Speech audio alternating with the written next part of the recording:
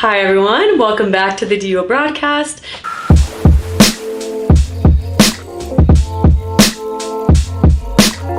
Today I'm super excited to be interviewing my friend Kuftu, who studied abroad in Jordan. So Kuftu, do you want to introduce yourself? Hi, I'm Kuftu. I'm a fourth year here at DU. I'm majoring in political science and socio-legal studies, and I'm minoring in international studies and public policy. And I studied abroad in Jordan. I did the SIT Geopolitics, International Relations, and the Future of the Middle East program in fall 2023. If you can't already tell, Kuftu is like a total boss. She's one of the smartest people you'll ever meet, and she's super knowledgeable on international relations and geopolitics. And so, I don't know, so many reasons I wanted to interview her today. But I also feel like the SIT Jordan program is really unique. The SIT programs in general are really unique. But I thought it would be a cool opportunity to hear a little bit about what that program, is like, how it functions. So I don't know if you want to start by talking about sort of the structure of the program.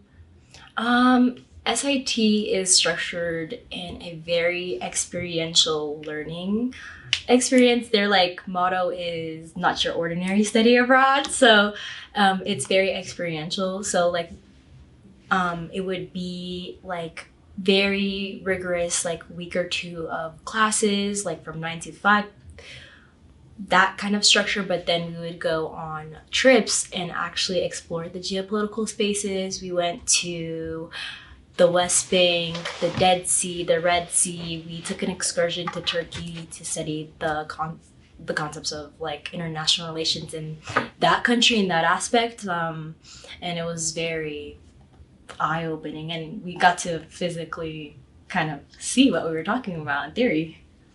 Yeah, that is super cool.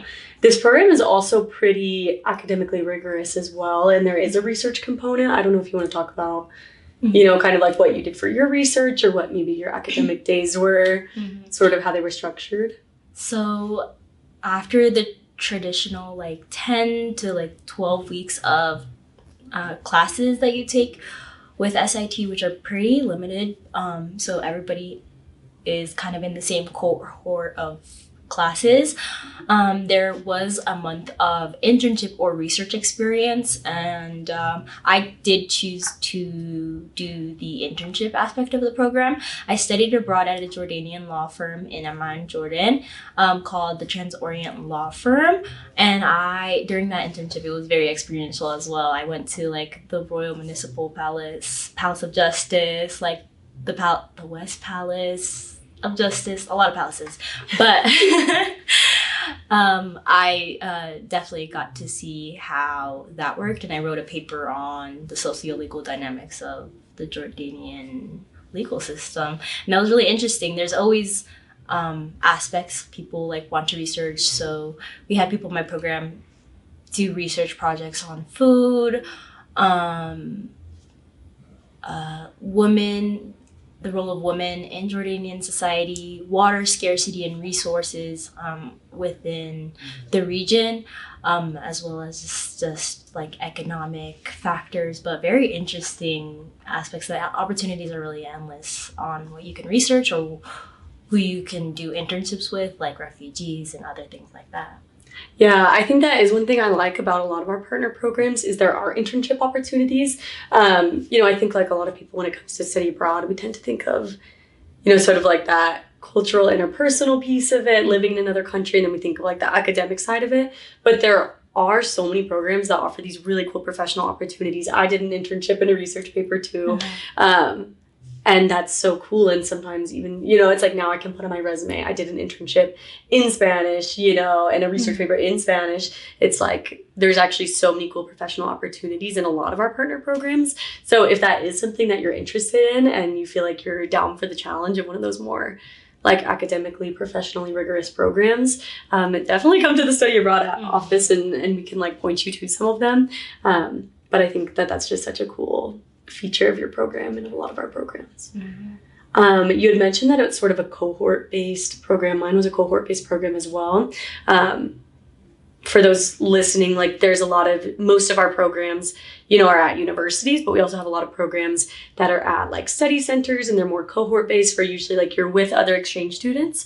And it's like a very different experience. And so I don't know if you could, how was your experience being in like a cohort based program with other exchange students? I actually really did enjoy it. It did feel like middle school in the sense that we were in class from like 9 to 5. We would all like either like go out to eat together for lunch, because we had like really long lunch breaks, like an hour or two, and like go to lunch together and do like everything in like our group of 13 people, which was probably like one of like the medium sized programs that they've hosted before. It's been smaller before, but I really did enjoy that. It's students from various universities across the country, like internationally as well. So I actually really did appreciate that, and it kind of brings you closer together by proximity, because we're all navigating through host families and just like learning Arabic and stuff like that. So I really enjoyed it. Yeah, no, I like my experience, I feel like was really similar. And the thing about those kinds of cohort-based programs is like sometimes it's a little bit harder to connect with like local students because you're not necessarily at a university. But I feel like most of those programs, you are staying with the host family. And so I don't know if you also want to talk about that. Like, how did you sort of make local connections or connect to the culture through your host family? I love my host family. Honestly, Hashim, shout out to you. Like, literally, I love my host family. Like, and I'm one of the shyest people ever. Like, when I meet a new person, I'm very, like, into myself. And she definitely sensed that. And she was like, Habibti, whenever you want. Like, it's okay. And I felt very like welcomed. And for people that are like learning the language, it's such a help into learning it also just in the day-to-day life about other things, because my host mom, at least most of my host family did not speak English like that, but when she told me to take out that trash, I knew what she was talking about. So I really enjoyed that. And people have like different experiences with different families, and I got to submit like a letter to my host family and like kind of specifications about the family structure. I have a big family, so I requested a big family. I got a big family, so I'm happy. No, love host families. I know it can be like intimidating to sign up for a host family, and it is like a mixed bag. It's like no one person's experience is going to be the same, but I feel like you and I have had a lot of conversations about just having these like really beautiful experiences with our host families. And I don't know, I think it can be like, I know it can be kind of uncomfortable to, sign up to live in a stranger's house, but I think it can be such like a beautiful, rewarding experience. And I think, like, at least for me, so many of my most real interactions like with the culture and with, where I was studying abroad with Ecuador was through my host family. And so sometimes, I don't know, if you have to, it can be uncomfortable, but it's like so worth it. Yeah, my host family made sure I wasn't getting ripped off in the mall. I made sure that I knew where to go. Took me to different experience. I went to like a kids park with them, dinners with them. They're very very welcoming, I feel. And even for someone like me, I had to give in. I really enjoyed that. Yeah. If you're watching on video, you probably already noticed, but there's this awesome art piece behind me on the whiteboard that one of our study abroad peer advisors, Corinne, did for the podcast. She's an incredible artist, and everybody should go follow her at Echoes of Culture on Instagram. I just wanted to take one moment to shout her out. So probably one of the most unique aspects, of your experience is that you were in the Middle East as a war broke out. That's not a super common study abroad experience. And you're also studying geopolitics of the Middle East at the time. And I feel like we've had personal conversations sort of about how your program managed to navigate that and how that sort of impacted your experience. So I guess at the SIT level, how do you feel like they prioritized your guys' safety? How do you feel like they navigated that, or sort of what safety precautions did they take? SIT literally was so helpful in ways I couldn't even think about. at the SIT level, they had emergency precautions ready for us just in case. We had backup plans. And I think there was a level of comfortability that I felt having the program led by locals, like true to Jordan and true to like the geopolitical aspect. So they actually like broke it down to us on the parliamentary level, on the regional level, and we like did incorporate that into classes, but then they used that to explain to us about the situation and any safety precautions we would have to take. And I really do appreciate them for that. My host family was a big help as well. Like, it was unbelievably, I don't think I could have done it with any other support system. They had my back the entire way, so I was really appreciative of that. Yeah, when you also, Kuftu is also a Gilman scholar. I don't know if you want to talk a little bit about the Gilman scholarship and how they also sort of supported you in that time as well, because we do love to plug the Gilman scholarship. It's really cool. Oh, I love the Gilman scholarship. I think that did give me an opportunity to get more direct updates from the embassy. And so we had personnel from Gilman in the region that checked in on every single Gilman scholar every week, and checked in on us, making sure we were safe and like getting alerts. International SOS was also like a good resource for that as well. Gilman was very aware of my presence and wanted to make sure I was safe. So I really did appreciate that as well. Yeah, and for those who don't know, Gilman is a federal scholarship for U.S. students going to study abroad. And I believe usually if you receive a Pell Grant, you could be eligible for Gilman. But because it is the federal government, they do a really good job of, checking up on their students and making sure that you feel supported. And so if that does sound like something you'd be eligible for, we definitely encourage you to look into it. Yeah, I really did enjoy Gilman. They invited me over to the embassy for Thanksgiving. I was like, thank you. Nice. Did I go? So fancy too.